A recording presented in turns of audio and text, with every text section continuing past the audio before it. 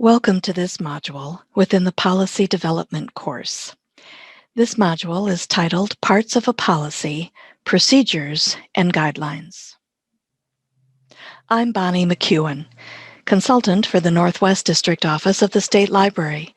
You're welcome to contact me with any questions following this class.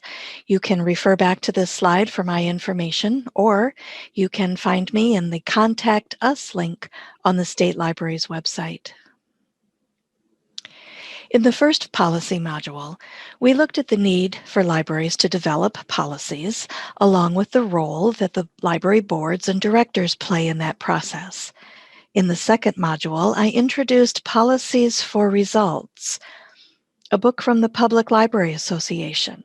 We looked in detail at the first two parts of a policy, philosophy and regulations. In this module, I'll explain the remaining two parts of the policy, procedures, and guidelines. This slide points to some convincing reasons behind the need for library policies. I'll refer you back to the first module for a more detailed discussion about these reasons. For now, a recap of an important standard connected to policy development. And that's standard number 7. Which requires at a Tier 1 level that libraries adopt policies for required written policies, circulation, collections, personnel, and internet use. Standard number 7 and over 80 more are found in the publication showing here, In Service to Iowa, Public Library Standards.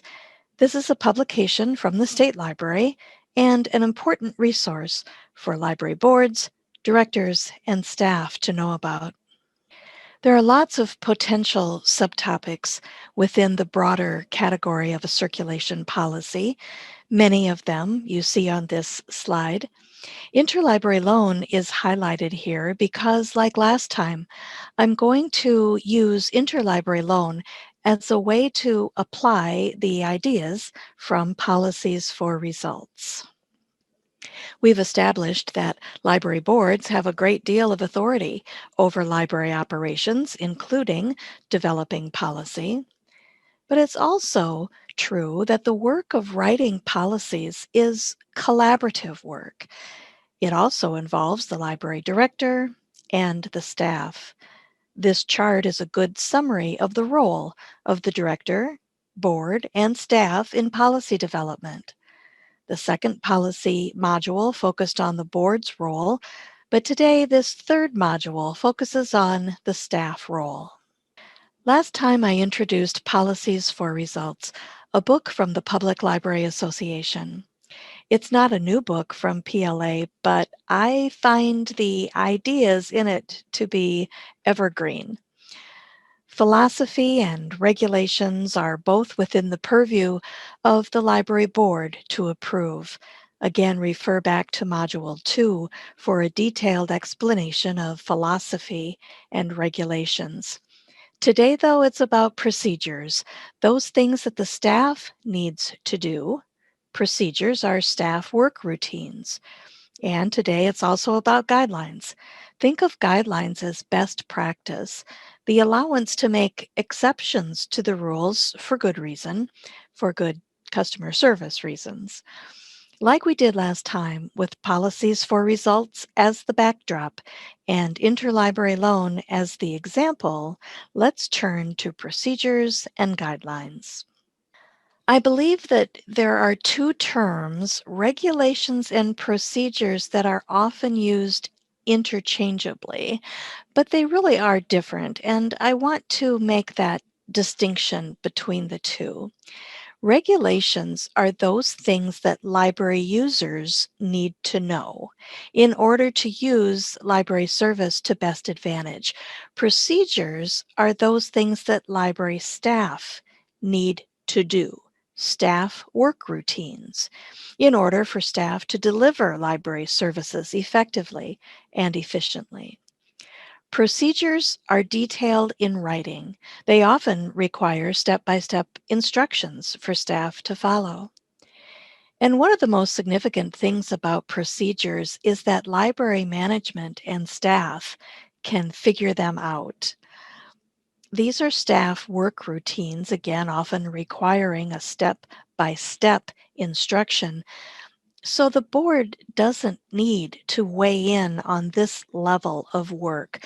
These are things for the staff to figure out and things that the board needs to trust. When boards become too involved in procedures, then they also become much too involved in micromanagement. So to our interlibrary loan example. Here are some very common procedures surrounding interlibrary loan. These are work routines that staff will do every business day. For instance, a patron asks to borrow a book that he doesn't find in your library's collection. Your first step is to verify that by searching your local catalog. And if you really don't own the item, then the second search strategy is to look for it in the Silo catalog.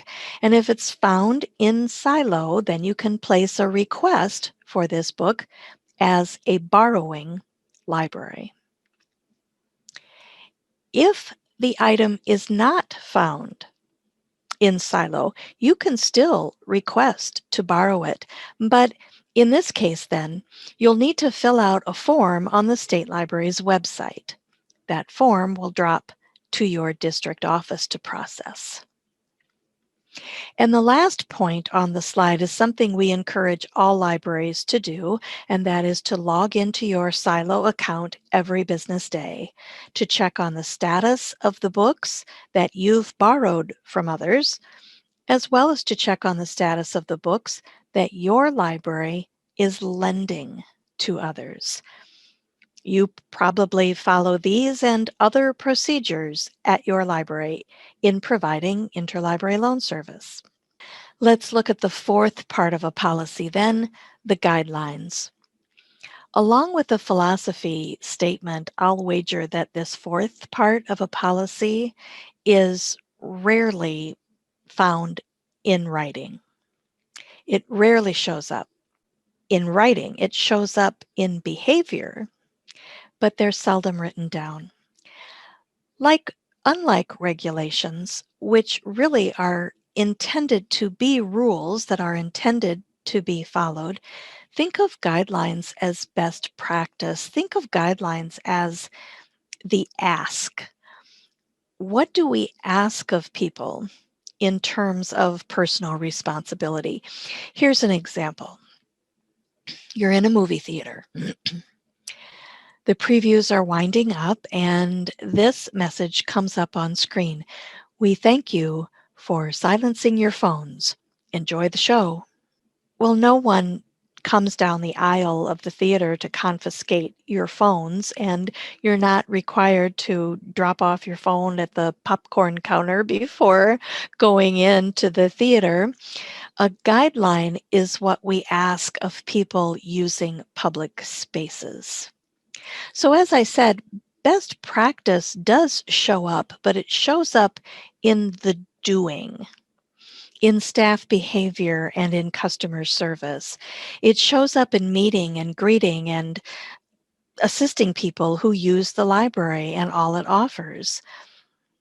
What if these kinds of best practices were actually written down more consistently so that all staff could see them and adapt these best practices when similar situations come up?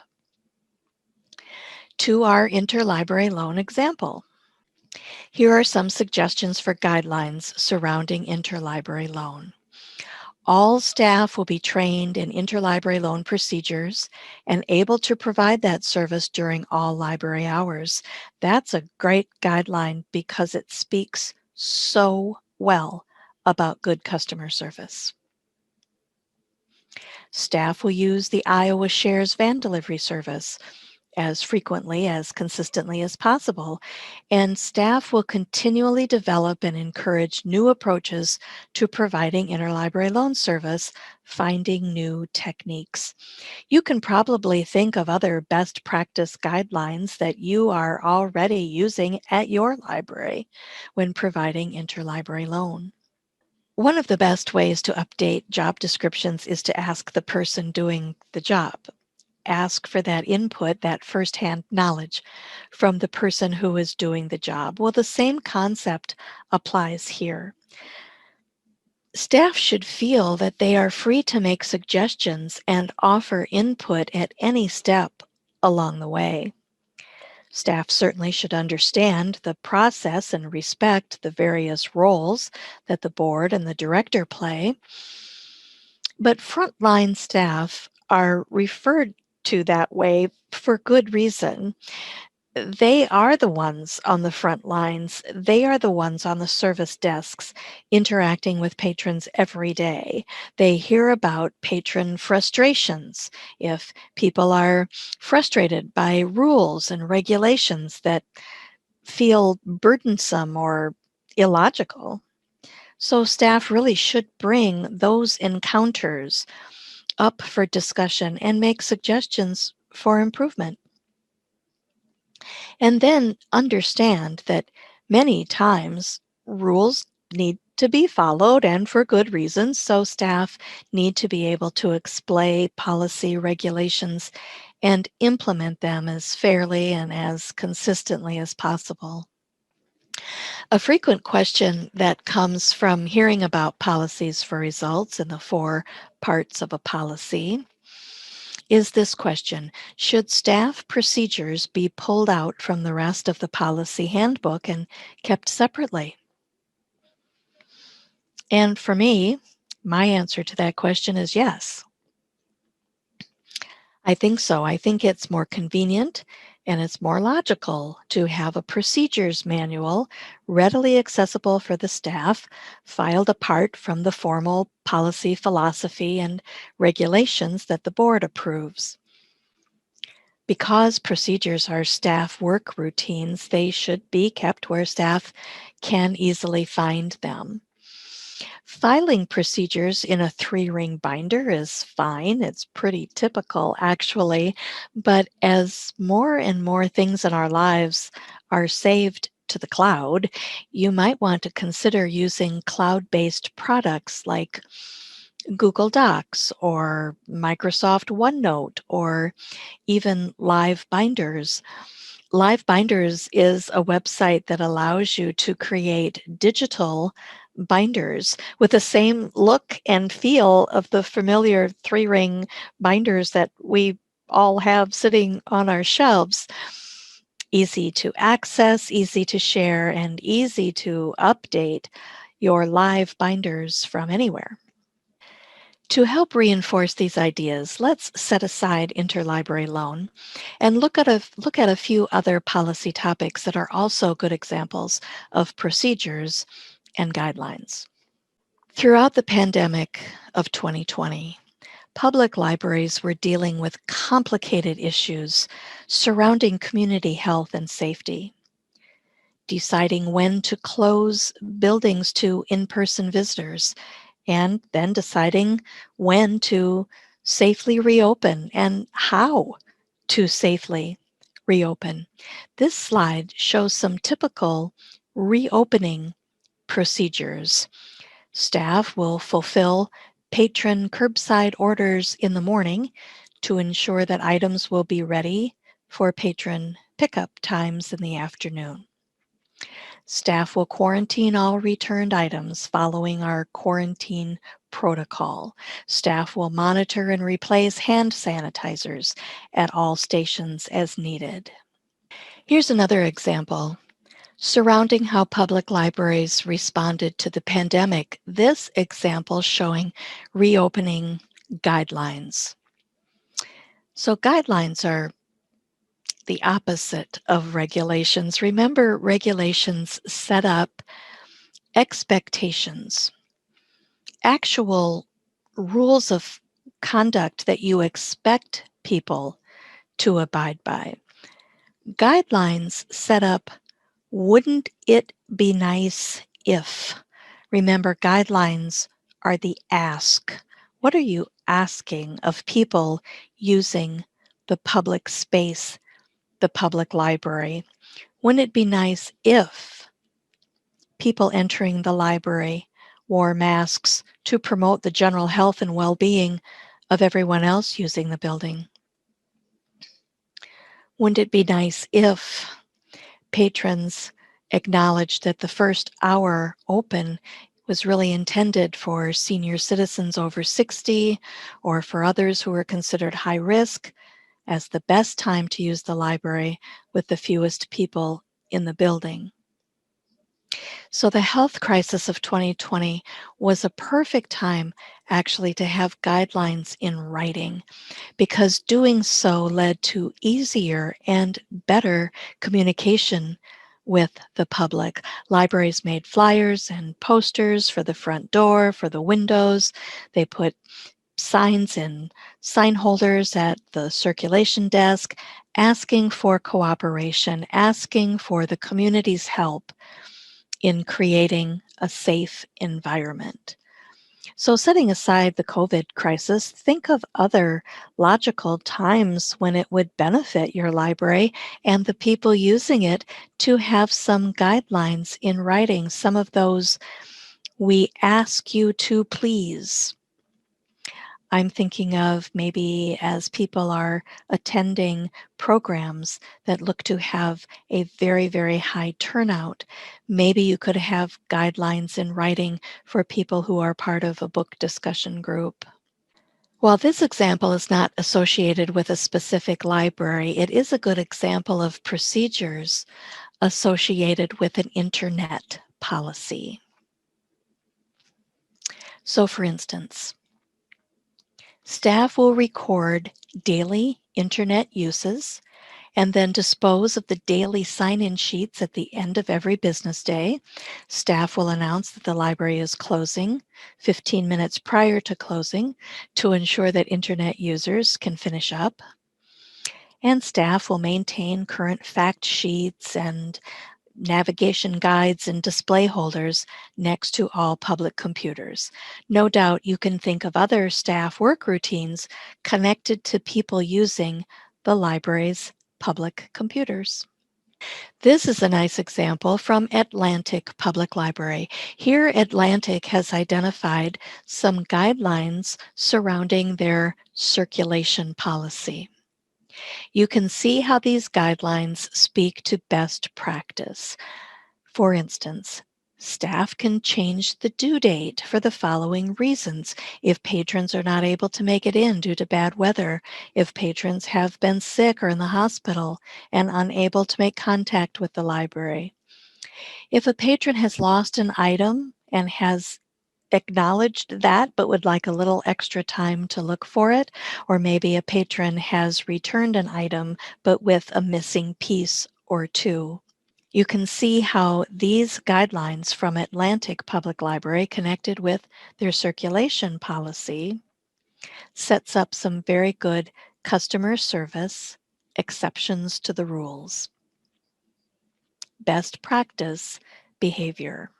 This example from Urbandale Public Library I like very much because this strikes me as a guideline behind Urbandale's meeting room policy. Urbandale is big enough to have a couple of public meeting rooms that subdivide. What's circled on the slide here takes people to photos of how the meeting room could be set up. So, because guidelines speak to best practice, what a nice practice this is.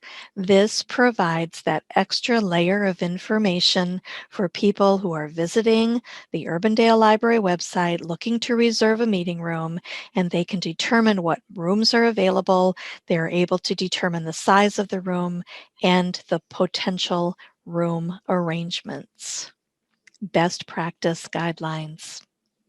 One of my favorite policy-related articles you can find on Web Junction, the link at the bottom of the slide takes you there. It dates from 2013 from a webinar sponsored by WebJunction titled Extreme Customer Service Every Time. Sarah Gillis with the Halifax Library System in Canada talked about conducting a staff project for the staff to help identify those rules that actually resulted in barriers to good customer service. Too many regulations, rules that were too restrictive became barriers to good service. Sarah Gillis then went on to write the article referenced here on the slide, Today I Bent a Rule, explaining the library's staff-driven project and their approach to providing more responsive customer service by favoring more best practice guidelines. If we were together in person, I'd love to hear what you think about policies for results and the 4 parts of a policy. As you think about using these ideas at your library, let me offer this. I am not suggesting that you tear apart your policy manual and start over. But I am suggesting that when it's time to review a policy category like circulation or collections, at the point when you're revising a policy topic, then at that point, try formatting that policy according to the 4 parts. Don't forget to share these ideas with your board and with your staff, and then take a crack at it. This concludes this module within the Policies course, Parts of a Policy, Procedures, and Guidelines. Be sure to reach out to us at the State Library with any questions.